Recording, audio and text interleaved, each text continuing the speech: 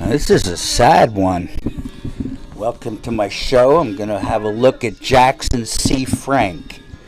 And he was born in 1943, died in 1999, an American folk musician.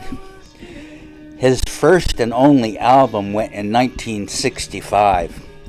It was produced by Paul Ryman Simon.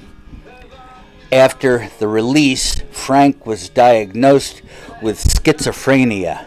His career was done. He spent the next years homeless and lost. Pneumonia took him in '99.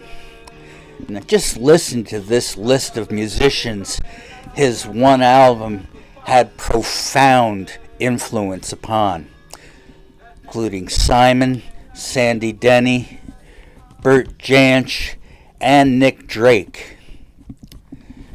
He was born Jackson Kerry Jones in Buffalo, New York, an only child. When he was 11, a furnace exploded at his school, killing 15 kids, including Frank's girlfriend, Marlene.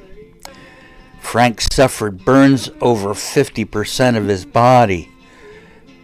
During his convalescence, he was introduced to music by a teacher who gave him an acoustic guitar.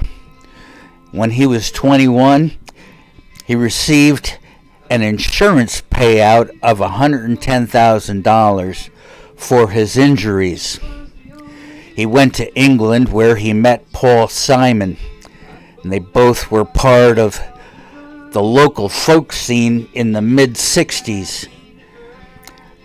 The song Blues Run the Game became covered by nearly everyone, but then he lost it.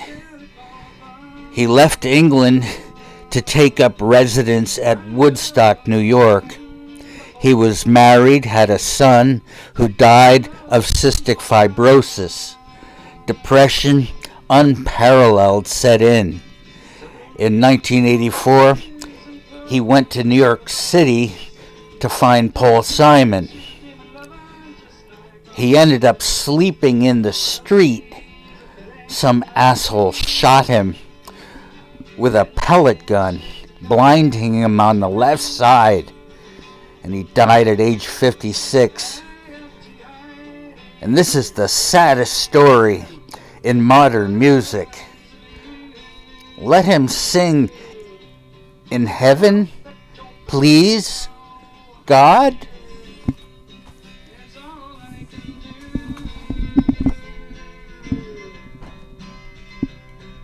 I let the darkness, darling, come and fill up my mind,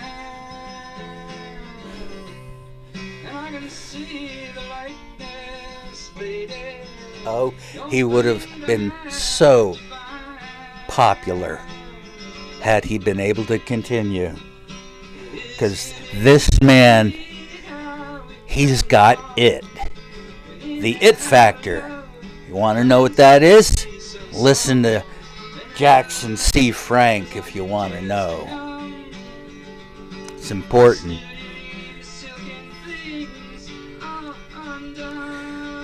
Thanks everyone for being with me on my show with no name. Probably sometime during the summer I'll be switching over to a new format. I'm calling it the It Factor. I'll be seeking out what I call that It Factor. It's gonna be kind of sour sweet, kind of tangy. It's gonna taste good and strange at the same time. I'm gonna find that real hard to define thing about a certain song that really grabs the listener. And why? What is it about one song that can do that?